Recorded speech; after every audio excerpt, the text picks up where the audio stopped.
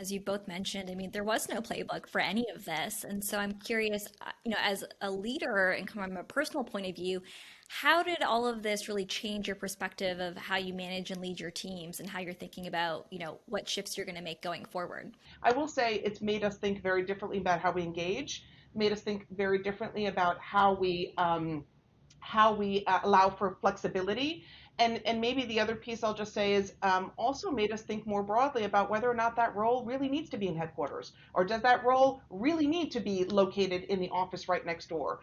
So I think that we are opening up much more opportunities for virtual employees in a different kind of way for roles that maybe before we hadn't even thought of to be virtual. So I think it's been an evolution, and I think that it's allowed us to think more broadly, more flexibly. Yeah, I agree with everything Angela said. And I think, in addition to that, I would add that it's really, I think, heightened the awareness on the importance of connectedness with your teams.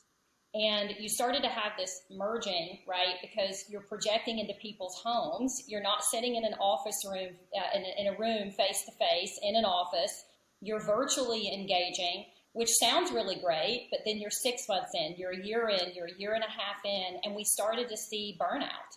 We started to see stress surfacing across the board with a multitude of colleagues where these were really different environments for them. So, from a leadership perspective, being able to make sure that you're picking up on those people signals, really being empathetic, really being compassionate, I think it dialed up the importance of one on one time with your people, making sure that you're listening, you're learning, and then you're leading, making sure that you're just pausing on that work conversation and asking people how they're doing.